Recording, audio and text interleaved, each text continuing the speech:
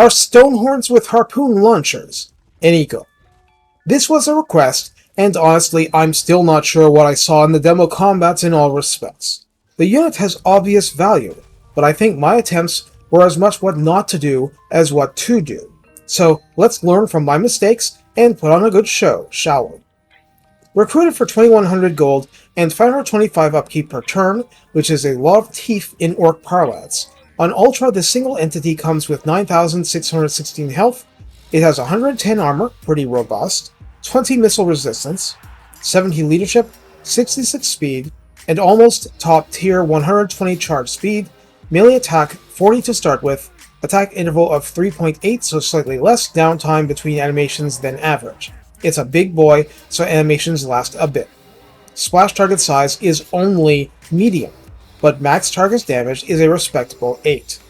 Melee defense is 28 to start with, barely respectable at all. Weapon strength is 480, split between 140 base and 340 armor piercing, with a bonus versus infantry of 20. Charge bonus is 70, and mass is 7,500. The unit card has collision attacks on it, meaning it'll do extra bulldozer-style damage on a deep charge with a full head of steam. Whether it's a real scripted bonus or just that high mass and charge speed, who's to say, since Scarbrand can run over infantry too, and regular humans just evaporate. For ranged, the generic hunter on top of the Stonehorn has ammunition 20, a range of 250, with nominal damage of 375, split between 120 base and 340 armor piercing. This is a single projectile with a reload time of 12, total accuracy of 40 base, calibration distance of 890, and a calibration area of 2.9. This means that if it's aiming at large targets, it will tend to be very accurate, but human lords, not so much. Now, it also has a penetration size cap of very large, and a max target spend of 20, like a ballista bolt from a stegodon or something of that scale. The problem with that is simple. The Stonehorn is tall, the hunter sits atop of it, and is firing at infantry blobs at a downward angle. This siege attacker also inflicts fear and terror, has the wall breaker attribute, so it can simply ram into city walls, and it can fire whilst moving, because the hunter on top isn't really bothered by the momentum of the beast. The Gold Tooth style redline skills offers Beasts of the Mountains for plus 12 armor and plus 12 charge bonus at 3 pips, and Trained Beasts gives rank 7 Stonehorns plus 5 leadership, plus 10% speed, and plus 7 melee attack. That's pretty good, but it's also restricted to the melee fight, no benefits for range. I guess for that you'd need the actual hero on a mount. In the Grease's tech tree, Iron-Capped Teeth grants plus 5% weapon strength, and Stonehorn Breeding reduces recruitment cost by 25%, which is a big deal with a base cost this high. So how do you use these? Unlike the last video, there's a lot to talk about, because I swear I was using these in the worst way possible while trying to feel them out. In the first video, I don't spend much time shooting, and I had a hard time seeing if the shots were going off or were bugged somehow. Either way, I didn't get much visible benefit. Maybe trees were in the way. With this kind of range and speed, I could have spent several minutes trying to kite the enemy, but this video became so long in the second part, well, it would have ended badly. Rather, where I saw huge benefit was just charging in and trampling everything that moved. My one unit of basic Ogre Bulls to help me take care of the bog standard red team crossbowmen, and then Raffle Stomp the swordsman, helped to keep things under control.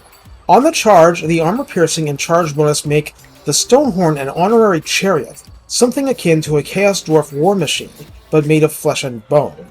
This is to say that the guy on top supposed to be shooting isn't doing that much. Maybe if I had it on guard mode, he'd take some shots while I'm in melee combat. I'm curious how that would work out. For the second demo, I tried to see how the shots worked against Terracotta Sentinels, and I was not impressed at all. I could barely notice I was firing whatsoever. Like I said, I wasn't even sure if I didn't have bugged animations or something. They did fantastic against basic Jade Warriors as you would expect, but that's in melee.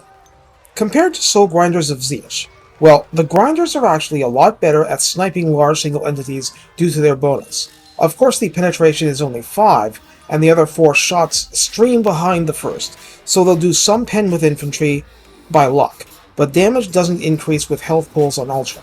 So, the higher the unit size, the less damage the Stonehorn with Harpoon launcher will do ranged like that anyway.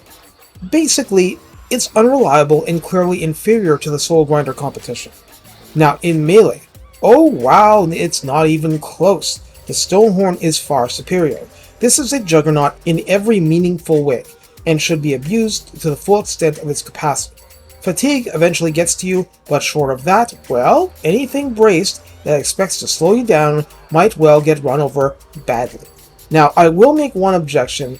The base charging animation is horn heavy rather than using the collision to its maximum potential, but I think with practice you can do better. And hey, that rank 7 boost for 10% more speed, including charging speed, it smells like something insane. Point being, it's a good unit. It has its quirks, but you should have reasonable expectations about its ranged weapon. If you can kite at range without being caught out, do it, hope for the best, and more importantly, what I did not use the ranged weapon on: monstrous infantry and cavalry. The combination of penetration and armor-piercing profile and the height of the shooter should work a lot better when firing at those targets, resulting in superior results than with either infantry or single entities. That's the theory. You tell me how it works out for you in reality. You 5 people who play Ogre Kingdoms.